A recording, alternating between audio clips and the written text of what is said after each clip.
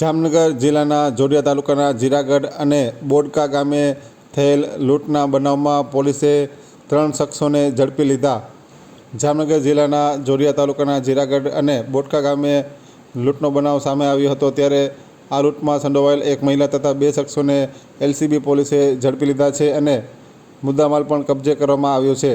Police તપાસમાં સામે આવ્યું કે પ્રથમ આરોપીઓ આજુબાજુના ગ્રામ્ય વિસ્તારોમાં ફરી અને વૃદ્ધ મહિલાનું ઘર જોઈને રેકી કરતા હતા. બાદમાં રાત્રે મોઢે ડૂમો દઈ લૂંટ ચલાવતા હતા. આ લૂંટના બનાવમાં એક તરુણની પણ સંડોવણી સામે આવી છે, ત્યારે પોલીસે 64,000ની કિંમતની સોનાની 4 બુટ્ટી જપ્ત કરી છે, તેમજ મોબાઈલ, 7,000ની રોકડ રકમ સહિત 76,000નો મુદ્દામાલ જપ્ત કરવામાં આવ્યો છે.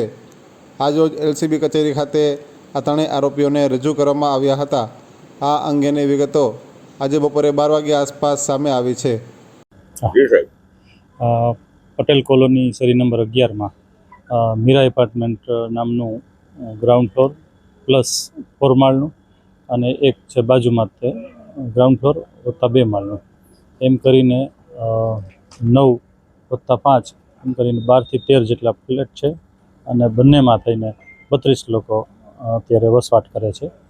એમાં જે 4 માળનું બિલ્ડિંગ છે એનો અત્યારે જે ભાગ છે એ ધરાશાયી થયેલો છે, બાલ્કનીનો ભાગ, અને એકના વજનના લીધે બીજું, એમ કરીને સળંગ એક જ બાલ્કનીની સળંગ લાઈનમાં છે, એમાંથી કાટમાળ છે એ નીચે પડેલો છે.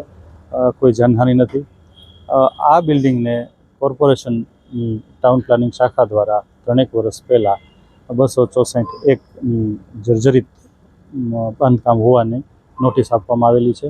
ત્યારબાદ એ લોકો દ્વારા એમાં રિપેરિંગ કામ પણ કરાવવામાં આવેલું હતું અને હવે અત્યારે તાજેતરનું જે આ જર્જરિત ભાગ છે એટલે 264(2)ની નોટિસ આપીને અત્યારે કાલે જે કામ છે કરવાનું એ સેફ સ્ટેજે લઈ આવવાનું કામ કરવાનું થશે અને આ જગ્યા ખાલી કરાવીને કોર્પોરેશન છે એ હવે આમાં રહેવાનું બંધ કરવા માટેની નોટિસ આપશે. આ સંપૂર્ણ જે કામગીરી છે એ જામનગરની ટીપી શાખા, એસ્ટેટ શાખા, ફાયર શાખા, આ બધાના જે નિષ્ણાંત જે લોકો છે એના દ્વારા ધીમે ધીમે લોખંડના સળિયા અને બાકીનો કાટમાળ છે એ સેફ સ્ટેજે લઈ આવવાની કામગીરી કરવામાં આવશે અને જે પ્રાથમિકતા છે એ સલામતીને આપવામાં આવશે.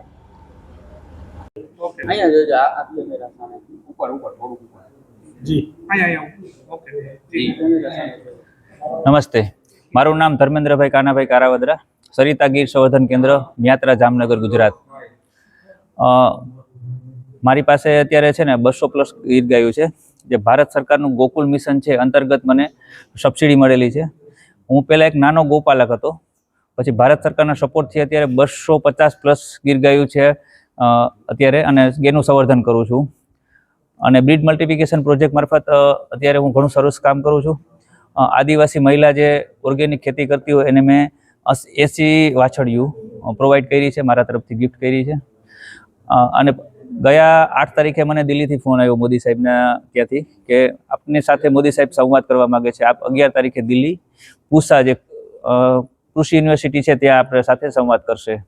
એટલે મેં કીધું કાંઈ વાંધો ને અમે આવી જશું, કે ટોટલ વ્યવસ્થા ભારત સરકાર કરશે તમારે આવવા જવાની. મેં સરસ. પછી ત્યાં અમે ગયા તો ભારત સરકાર તરફથી બહુ સરસ વ્યવસ્થા હતી, અમને બધું ત્યાં ગોઠવણ કરી હતી અને મોદી સાહેબ સહજ એક આપણે ફેમિલીના મેમ્બર હોય ને એવી રીતના અમને મળવા આવ્યા. નહીં સિક્યુરિટી, નહીં કોઈ પ્રોટોકોલ, સહજ એક ફેમિલી મેમ્બરની જેમ અમારે મળ્યા, અમારી બધી વાત સાંભળી અને એક ખેડૂતને શું જરૂરિયાત છે એના વિશે આખો સંવાદ કરીને ખેડૂતની જરૂરિયાતો વિશે અમને સલાહ સૂચનો આપ્યા, અમારા ફિલ્ડમાં અમારે શું કરવું જોઈએ.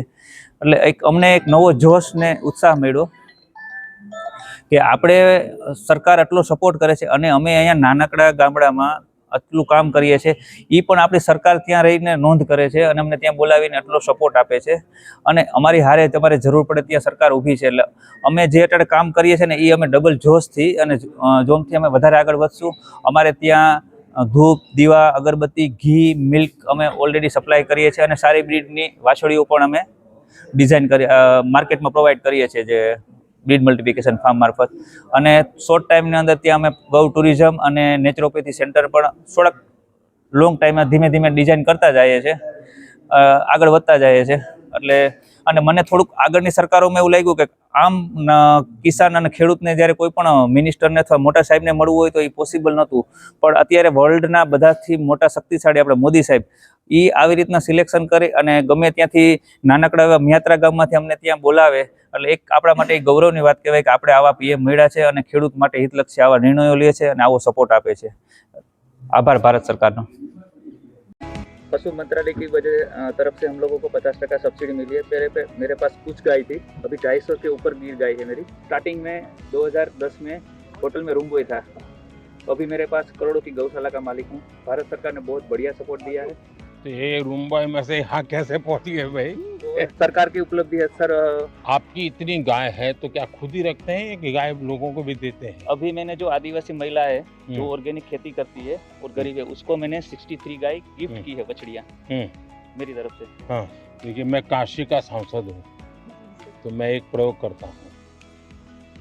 मैंने वहाँ गिर गाय करीब 100 परिवार को दी है और उनसे शर्त की है कि जो पहली बछड़ी होगी वो आपको मुझे वापस देनी है. जो वापस देते वो दूसरे परिवार को दे. મારું નામ જાડેજા અમરદીપસિંહ મહેન્દ્રસિંહ, ગામ રવાણી ખીજડીયા. મને સરકાર તરફથી બેલર માટે સહાય મળેલ છે અને બેરલની કિંમત આશરે 6,22,000 રૂપિયા. બેરલ માટે ગાંસડી બનાવવા માટે ઉપયોગ થાય છે બેરલનો. જે ઘઉંની ગાંસડી બને ને આપણે કમોજની પણ ગાંસડી બને. આ બેલરથી મને ફાયદો થશે અને આ સહાય બદલ સરકારનો આભાર માનું છું.